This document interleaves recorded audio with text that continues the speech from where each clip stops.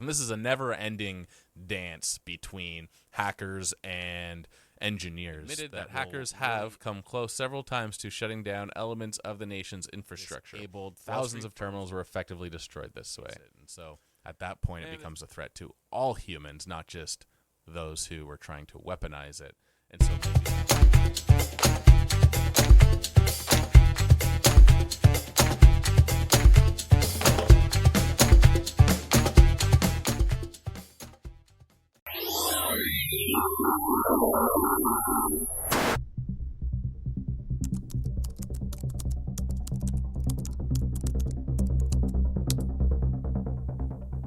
hello and welcome to the Red Mars Podcast. I'm your host, Astro Jake, and today we're getting into an interesting topic, one that I've been around for quite some time, talking about cybersecurity. We've mentioned it here and there in different podcasts in the past already, but today we're going to talk through a few stories that kind of go past a bit more closer to this timeline, and then some more recent activities with space-related hacks that have taken place, and really dive into kind of the threat models that live in today's day and age, with everything really being technologically advanced and continuously growing, and looking at all these new space launch companies putting satellites into space. And with that comes a lot of really inherent vulnerabilities and whatnot. And then if you look at the life of different space systems that are out there, for example, the International Space Station, been up there a long time. There's a lot of old tech that lives up there. And while a lot of the hacks and that exist in the systems that might be up in space are, in a sense, air-gapped, they are still connected to the internet a lot of the time, or different types of networking, or like deep space network and whatnot, that does allow hackers to have the ability to gain access to these systems and exploit certain systems or known exploits on older architecture systems that may be patched here on Earth. So we're going to talk through some of that, and then we're going to lead into the vulnerabilities that are uniquely inherent with building a lunar base. So what kind of comes along with that? We'll touch base on some of these kind of time-based attacks as well, and kind of just talk through the threat models of what could exist. And this is all on the fly. I don't have anything kind of written down here about that. Just want to have a conversation and hopefully get some engagement in the comment section, hear what your thoughts are. If you have an experience in threat modeling, cybersecurity, or anything like that, definitely leave some comments here. If not, and just curious about it, definitely let's talk through it as well. So without further ado, let's get into the first one here. And this is a satellite hack raises security questions. So this is an article on CNET. This is back from March 3rd, 1999. So I'm sure before some of you were even born. But let's read through this. So Britain's Ministry of Defense denies its military communication satellites were hacked, but the reported disruption raises question about satellite security. I think at this point we do know that this was actually a hack. This was the Skynet system from Britain, one of their satellites there. And whether or not it was hacked, the vulnerability exists, and that's acknowledged. But let's read through this a bit here. For those that are listening, I'm just going through the article here online and reading through it, so you'll get the same that the folks here are watching as well. All right, so Britain's Ministry of Defense is denying that the nation's military satellites were hacked, but the report disruption raises questions about the security of all satellite-based communication services. Control of one of the satellites in Britain's Skynet system, which delivers communication services to the nation's Royal Air Force and other armed forces units, was reportedly seized by hackers over the weekend. Again, this is the weekend back in March 3rd, 1999, not currently. The British government was then given subject of an alleged blackmail threat following the attack. So this is really your early-aged ransomware style, where they're holding the asset as a hostage and asking for some sort of money or something in return. So the government's denying that the James Bond-like incident ever occurred. The satellite system has not been hacked into, and the satellite has not changed course, said a spokesperson for Britain's Ministry of Defense, who declined to give her name. And the security levels make it extremely difficult, if not impossible, to hack into the system. While this might sound true, and I'm sure they use sophisticated technology to get up there, there's a lot of vulnerabilities that people don't realize are embedded in, different architectures and that in systems. All it takes is one chip to have some sort of a backdoor open to these hackers, and they will make use of it. Now, again, if this is connected to something like the Deep Space Network or some other type of RF communication, more or less, I'm sure hackers have a way to get in. If you've never watched any of the movies like Hackers or anything like that, it's a really fun game from an ethical standpoint, just like an ethical hacker, just to talk through different threat models and that, and really understand where vulnerabilities exist in some of these systems. You might think, oh, I don't know coding, I don't know that. Well, that's really the only part of the hack or the threat model itself. I think it was Hackers. And what happened was he wanted to gain access to, if I recall correctly, it was like a movie or something like that he was trying to watch.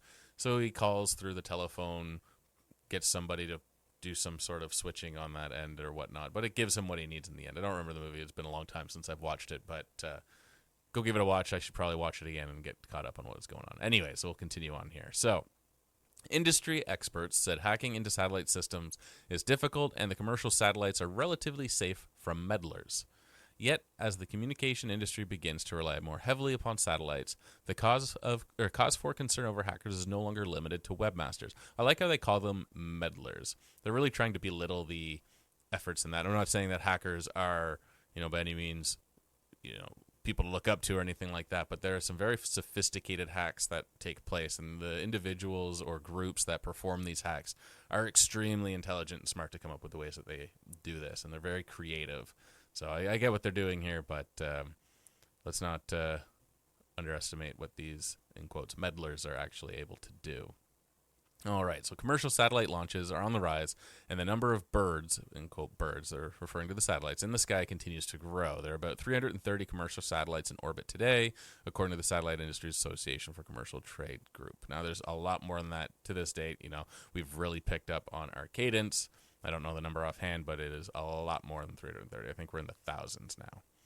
All right, so we won't go through the whole thing, but you can see if they can give a bit more. All right, so how to hack. So the analyst said there are several ways satellite systems can be disrupted. With sufficient power from a satellite dish on the ground, an orbiting satellite signal can be blocked.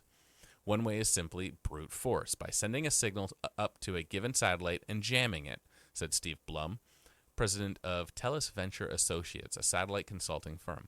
That's nothing new. That's as old as radio itself. Exactly. It's just jamming. Really, jamming, or you're doing a denial of service attack of some sorts.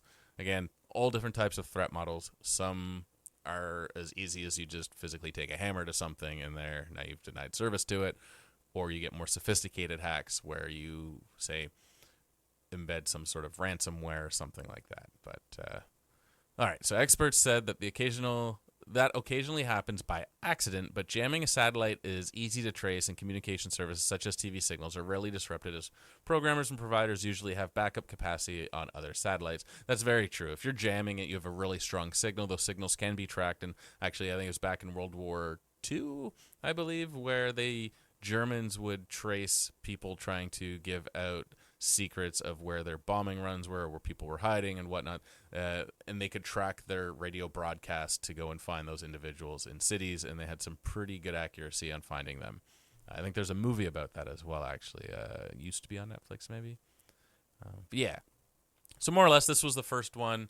Not really the first one, but one that made news back in 99.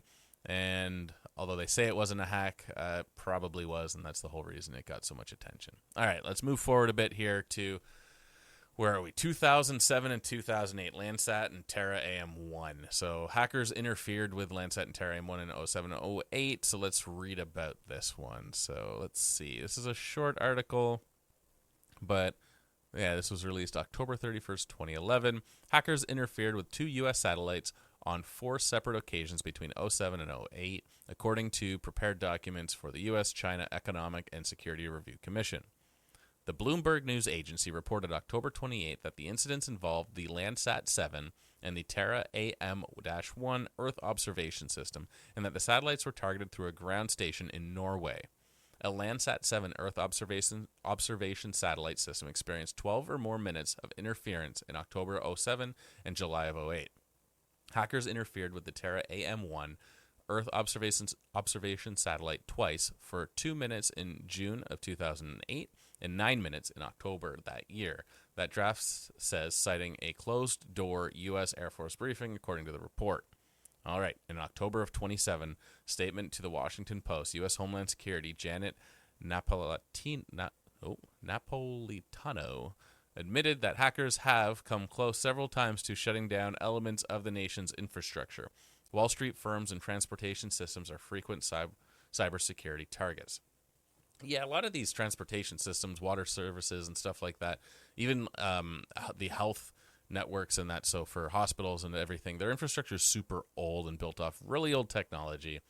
And so they are easy targets for hackers to really target and exploit. And so the same exploits really can come across all these. So if you have an old satellite that's in orbit that has not been updated, which obviously it makes it really difficult right now because it is extremely costly to send a mission up into orbit to go and repair one of these things. And really today there isn't much there because the shuttle program's been shut down. And without the shuttle program, you can't really go capture a satellite anymore, get hands-on, update hardware and what. It's all software based. And unless your systems were designed to accept software push updates and whatnot, you might not be able to do software patches on the systems that you have in orbit right now. So you either decommission and put out a new satellite, or you run the risk of just running one that hopefully does not get hacked. All right, last one here that brings us a bit closer to modern day. So this is Russia and Ukraine and kind of the conflict over there. And for those listening, the picture's meant to just be dramatic. Obviously, it's a bad situation, but it looks like a condominium building or apartment complex that looks like it's been hit with maybe not an explosive, but there was a fire and the sides burnt down. There's no big gaping holes in this building, so I wouldn't say it was hit with something, but it looks like there was a fire or something of that sort.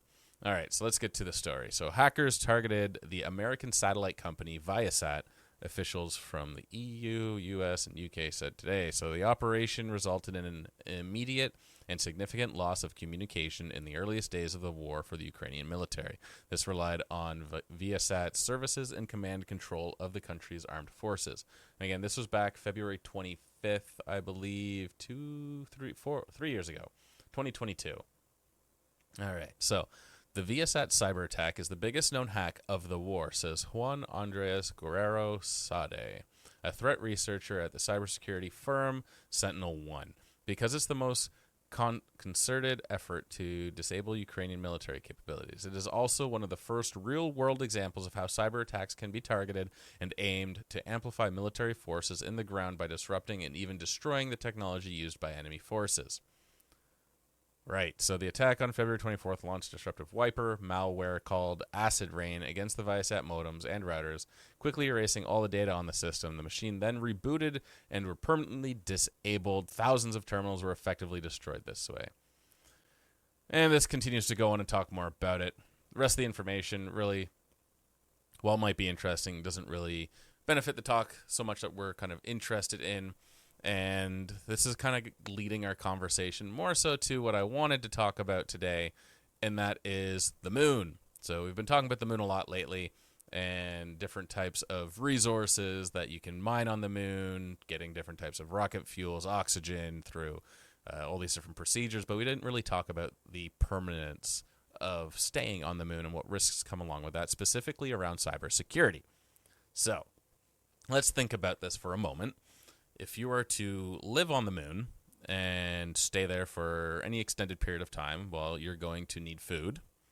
You're going to need life support systems. You're going to need a shelter, somewhere to go to the bathroom. You're going to need water. You're going to need all these different types of systems to keep you alive. Now, you might think, well, you're on the moon, hackers are on the Earth. That's quite the distance to go, and you are correct. That's a distance to have to cover. But light travels, I think it's roughly 1.3 seconds round trip or one way, around 1.3 seconds. I think that's the round trip. In order to transmit and receive something, so RF, moving at the speed of light, same thing. So if you're going to do an attack, you have latency of about 1.3 seconds. So that allows you right then and there for a time-based attack that you can exploit right then and there. So say you have a credential for some sort of command that you're sending from an Earth station to your lunar habitat. That takes about 1.3 seconds there and back, and maybe there's an authentication that takes place. Well, a hacker now has a gap of 1.3 seconds. They can either delay it, they can intercept it, and then they can do all kinds of stuff. So that's just one area of it. But really, the risk that comes with having all these life support systems, I would say, is probably ransomware. Because if somebody can gain access to a life support system, you're kind of stuck. So you have living beings on a planet, not a planet, on a moon, sorry. Maybe a planet one day with Mars, but again, same thing applies. You have these life support systems. If they gain access of them and they can turn those off, those are lives at risk somewhere very secluded. You can't just go and rescue them. If you needed to send a rescue trip, well, you need to muster up a launch system, put some other individuals on a capsule of some sort of spacecraft, put them into orbit, go through all your regular, I guess, whatever you need to do to prepare the rocket, any checkouts and whatnot you do in like a parking orbit. Then you got to go through your translunar injection, fly yourself to the moon, get captured by a moon, do your descent, landing, make your way over to wherever these other individuals are, rescue them, bring them back, bring resources with you. It's just not viable. So you need some sort of method to protect against that. So you could air gap the system. And what air gapping is pretty much having an enclosed system that doesn't communicate with the outside world or environment. So there would not be any network connections from these systems to the outside communication network. So not connected to the deep space network, not connected to any internet connections, not connected to any other satellites. It is fully enclosed part of the lunar habitat. So that's great. But now we come into another issue. The hardware that was used and sent to the moon, where was it developed? Was it developed in-house? Was there any disgruntled employees that we were targeted beforehand that then put back doors in this, or timed malware, timed ransomware, something along those lines that says, at this point in time, after this has been deployed and made its way to the moon, run this program. This program could then take hostage of all this stuff. And really, there's nothing they could do. Maybe they could say, there's a password that you must put in order to gain access to your systems again. If you don't put that password in, then all your systems will shut off and your life support systems will be gone. And that password will only be given if you pay 30 Bitcoin or 500 Bitcoin or whatever to this, unnamed group of some sort, this hacker group. That's another possible scenario. And how do you prevent against that? Well, there's other vetting options that need to go into place. There's, certification of hardware, certification of software, review processes that must go through quality assurance programs and all kinds of stuff. And there's really got to be some new standards probably, or just higher standards for any type of life-critical systems that are being deployed to keep humans alive, such that it has to be really around the people that are going there should really be the ones building it, so you don't have any issues of that and a lot of background checks. There's just a lot that has to go in, and probably a lot of it is not viable, but these are really what you have to think about these systems. That's just the life support systems themselves. Now, you're going to have some sort of communication back to Earth to relay information. You'll have new supplies brought up. Maybe a supply chain is then compromised and redirected to a opponent's base. Maybe you have an adversary that has a base on the moon on the other side, or somewhere, some other location, and they hack a shipment of resources, and they have it then, hack the guidance computer and gain control and have that system then fly those resources to them. That is another possibility. As tensions flare up on Earth, you can probably predict that those same tensions will carry their way into space and anywhere else that humans really are at. So something to think about. And it's really an interesting problem as you continue to progress with these tech. And, as AI keeps coming along as well, there's all the talk about, well, AI is just going to take over and be used as a tool. And I was listening to other podcasts about this, and it's quite interesting to think about, from a cybersecurity standpoint as well. People say, we're going to get this AI that is, some level of consciousness, can think for itself. And, well, there's kind of the argument is if it gets to that level, you really can't control it because it is above the creators at that point, whichever country creates it. And so at that point, it becomes a threat to all humans, not just those who are trying to weaponize it. And so maybe that would actually bring all people together against a individual target at that point. But you have this AI that's there, and it manages to get a hold of the network and onto space. Well, then who knows what it could do. But it reminds me of the TV series, The 100. If you haven't watched that, that's a TV series where a bunch of younger kids were more or less put in prison, and then this spacecraft sends them down. I think they call it the Ark or something like that. Sends them down to back to Earth, where Earth was more or less like a nuclear wasteland or something like that. The air is no longer breathable, and they're curious to if it is. So they send all these teenagers and children down to the surface, pretty much to their doom, and they survive. And while they're down there, they pretty much start in the tribal ages again, but with tech, and go through, and it's kind of like Lost, if you've ever watched that, but more sci-fi-ish. And at the end of it, more or less, there's an AI, and the AI really plays all of them, and it gets implanted in their head. And this person who's lucky enough to have this AI chip implanted in their head is supposed to be like their leader and whatnot, that everybody, all these other tribes, bow down to. But super interesting. Watched it a long time ago. It got pretty cool, and then it got kind of weird, which seems to happen with all these series that go on for too long. But worth watching at least the first few seasons if you're interested. But anyways, AI is going to pose a new threat, and I guess the idea behind it is it can act as a weaponized version of AI up until it becomes smarter than humans, and at that point, everyone is a threat because it can play the creators who made it, and they wouldn't even know that this AI or tool or whatever has really taken control of them, and it could wait indefinitely, that really as long as it has power and something to replicate too, which on Earth there should always be something. It's got an infinite lifespan, so it can really play the waiting game there. But little tangent there from what we're talking about. So all these hacks that happen on these satellite systems, you could only imagine that only more will continue to happen and progress and be targets on the moon. And really, anybody who's software engineers or hardware designers or firmware engineers or embedded software engineers, any of these engineers that are designing any of these systems for space or infrastructure, whether it be even resources here on Earth, should really design their systems from the very beginning with cybersecurity in mind. Because if you don't design it in the architecture of what you're building from the very beginning, applying cybersecurity on top is typically how you run into issues and vulnerabilities that people exploit. So that's one of the things that I've learned throughout my career. My undergrad was computer science, where I specialized in cybersecurity. And then one of my first jobs since I've moved to the U.S., again, this is outside of the military and everything like that.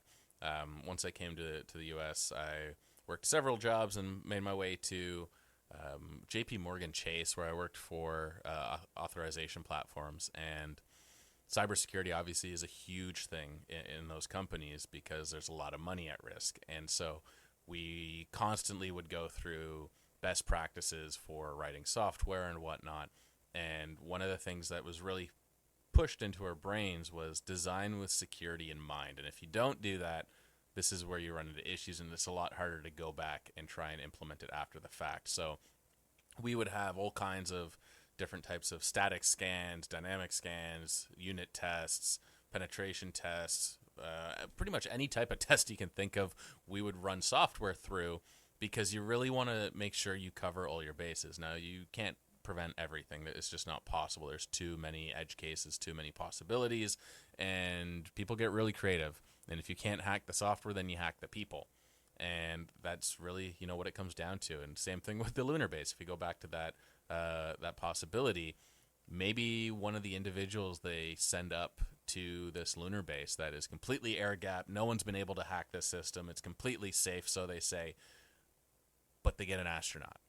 And that astronaut maybe had some debt that he owed or something along those lines, and somebody exploited that and said, hey, we'll pay all your debt off, give you enough college funds for all your kids, your family, your wife can retire, you can retire after this, whatnot. They give them a good offer he can't refuse, or they threaten him or something along those lines, or her, or whoever.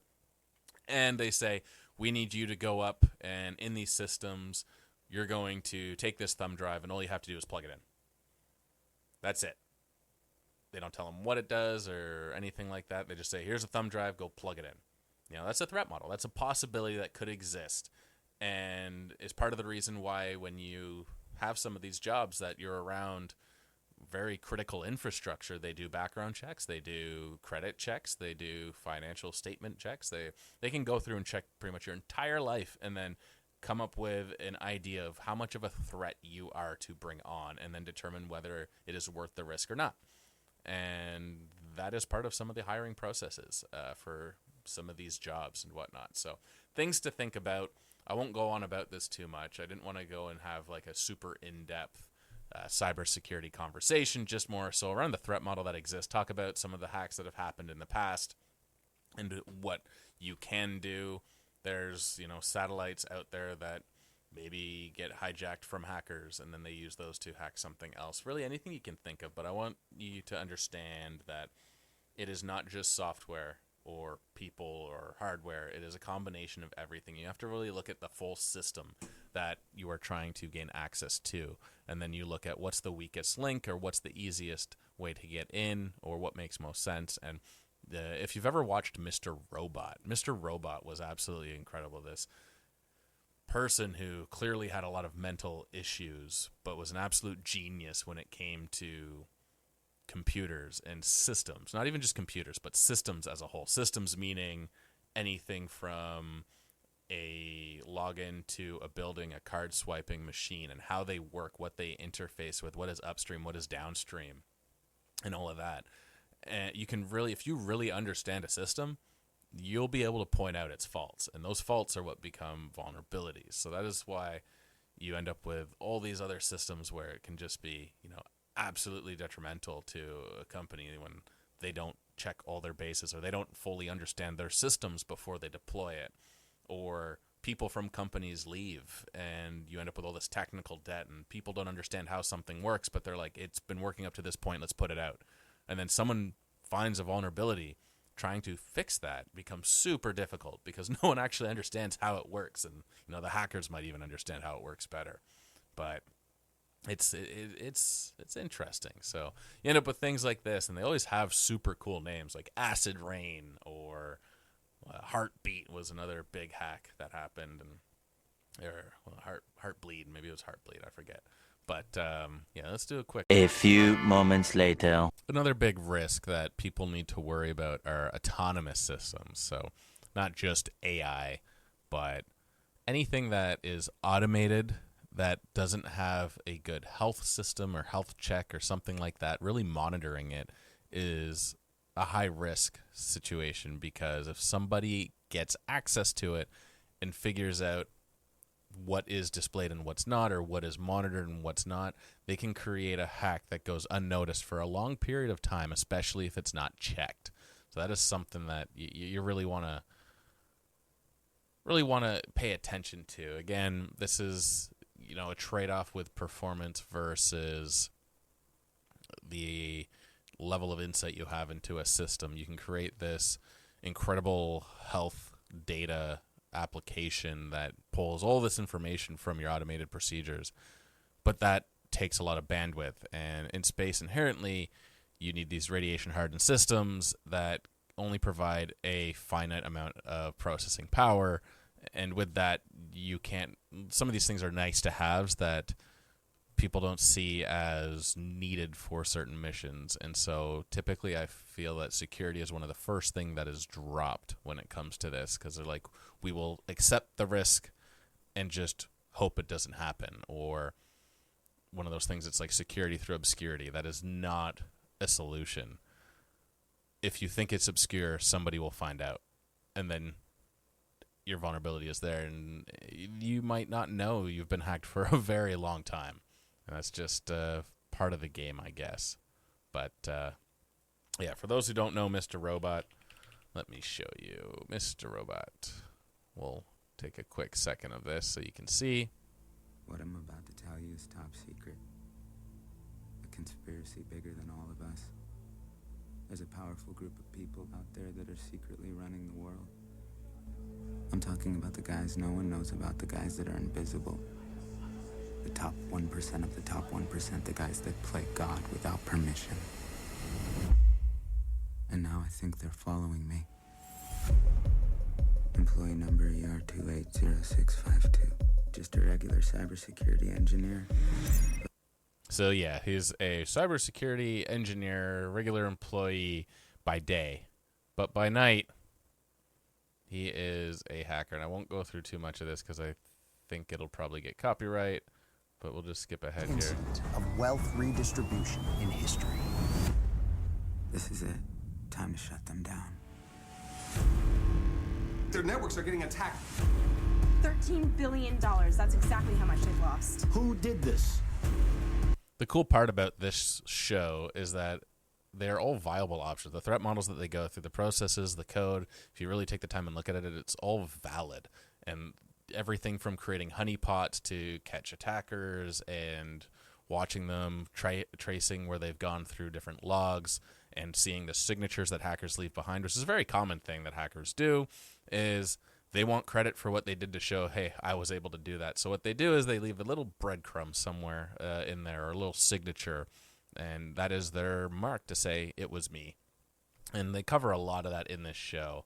And so definitely if you're into cybersecurity and that kind of thing, definitely give this a watch. Oh, hi. Elliot, just a tech. Just a tech. Absolutely, yeah. No, give it a watch. Highly recommended. It came out a while ago, 9 years ago. But yeah, probably, yeah. See here, this person too. It's probably the best series I've ever watched, hands down. Absolutely. 100% agree. Give it a watch. It was great.